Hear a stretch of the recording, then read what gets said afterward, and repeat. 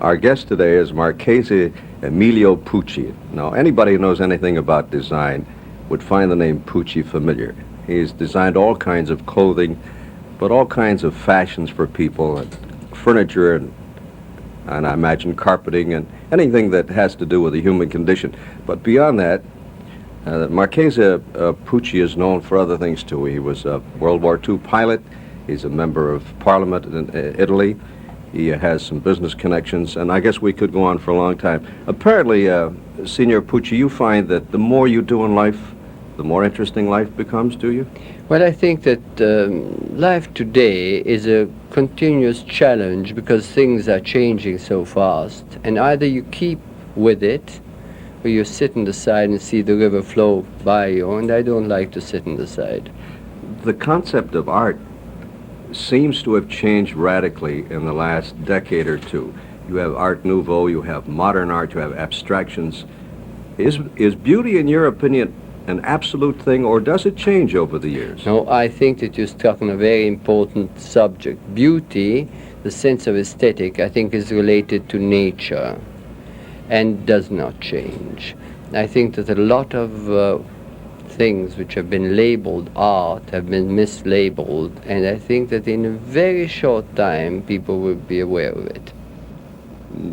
Would you say that when you pick something beautiful, should you rely on your own eyes, your own reactions, or do you go to the experts? Well, you see, the classical concept of art, as it has been defined by philosophers and scholars throughout the ages, is a concept which involves the concept of universality, that is, of something appealing or meaning or saying something to all people, whatever their walk in life, whatever their condition, whatever their background.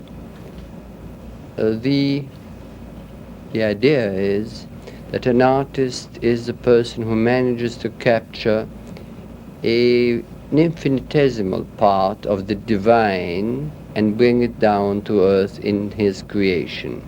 And because he has captured this is a universal thing, like the top of a mountain which people can see from far distance. This, I think, is a valid concept of art, and then everybody can understand it. When you have to be told what it is and explained and so on, then it isn't art to me. Then it's just rubbish. You spend a lot of time in the United States, despite the fact that you're a citizen of Italy.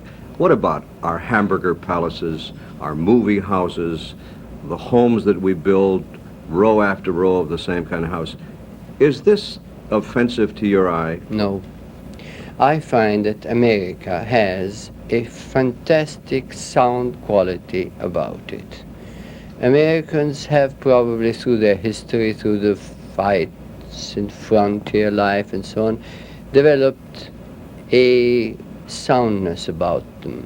And when they are American, they are perfectly right. When they do try and be Europeans at times, then they perhaps make mistakes. What about your own rather glorified career? Does it thrill you, even though you've had a lot of years in it, when somebody says, you know, this is a Pucci, I'm wearing a Pucci, or Pucci designed this, and your name goes on there like one of the masters of old? Well, I find that I try and work honestly, and I do as well as I can. When I see something of mine, I'm much readier to criticize it than to be satisfied with it, although I've worked honestly in trying to do it. But I think that if you want to get closer to a goal or to an idea or to an ideal which is elusive, you enjoy trying to do something better, and at the same time you look at what you've done in the past with rather sorry eye. We were talking about beauty and beautiful things. Now there's an expression known as the beautiful people. These are people who have a lot of money. They take jet airplanes to the French Riviera.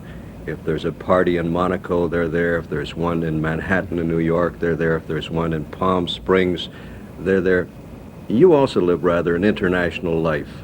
Well, unfortunately, I have been included in this rather sorry group, perhaps. But I must say one thing, that I have a lot of mixed ideas about the so-called beautiful people. Recently, I went for 2 days. I was going around the world on business, and I took 2 days into this trip to go to Mexico to an opening of a rather incredible place where the beautiful people were invited. It's a big motel? No, Hotel? it's a hotel that the Patiños built, Las Hadas. And after that, there were reports in newspapers which were rather nasty reports. And I was interviewed, and I told a very brief story which I think illustrates very well the subject you were talking about. On a Monday morning before leaving, I was sitting on a mat on the beach with a person I'd known because she has a very important TV program in Houston, Johanna King. And President Mann came along, she introduced me to her husband. I didn't get the name. And then a tall man came on, and a lady, and I was introduced, but I didn't get the name. And we started talking, and I heard him referred to as Denton. Denton meant something to me, but I didn't know exactly what it was. So when he left, he said, you know, he's Denton Cooley, the famous surgeon. I was back the same day in Europe. The next day, one of my people came up and saying that a girl who works for us had to be operated, heart operation, and after months of waiting, had been told she could fly to Houston. So I wrote a letter, dear Dr. Cooley, right. so and so and so and so. And I wrote a letter to Johanna King. It happened that her husband is the man who is the president of the hospital. He does that as a gesture because I think he's a very wealthy person. And Dr. Cooley received the letter. She was operated. I got a cable every day from the gentleman who runs the hospital telling me how the girl went on. She woke up and the room was filled with flowers from Dr. Denton Cooley. That's part of what they call the beautiful people. So they are worthwhile people yes. doing good things. Oh, yes. What about the other? Are you familiar with the Onassis, for instance? And Yes, they're great friends of mine. the interesting people to be with? I am extremely, I'm a great friend of Ari Onassis, and it's a man I'm very fond of and admire very much. What does he have? Does he have charm? Enormous charm, great intelligence, and I would say great sense of humanity. How about Jackie O? Jackie I've known all my life, and it's a person I'm very fond of. What do you dislike about people? People who pretend, who are not themselves. I was trying to translate a story of Voltaire the other day, and I ran across a sentence which I found great difficulty translating. It said about somebody who would rather be than appear. And in English it doesn't sound right. In French, être que paraître. Rather be himself Right. than appear something different. Yes, I think it has. And I would rather be with people who like to be than people who like to appear. What's your own lifestyle like? I know when you were in town, you were here for the Louisville Times, and incidentally, we're very grateful to the paper for their cooperation in getting you.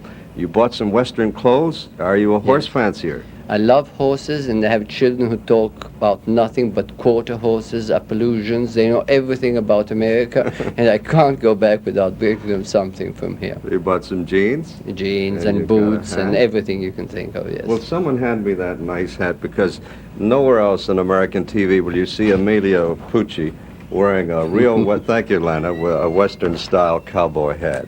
Yes, it doesn't look right probably on the Florentine with this strong, long, tormented face of mine. Well, it'll but still, probably be a collector's item. a collector's. Thank you very much. Thank you very much. Good of you to be on Omelette. That's the name of our program, Thank you, sir. and I hope you enjoy being with us. We have enjoyed having you. Thank you. Goodbye. And yes, he rides off into the sunset on his horse. Our guest has been famous designer Emilio Pucci on Omelette, and we'll be back with more in just a minute.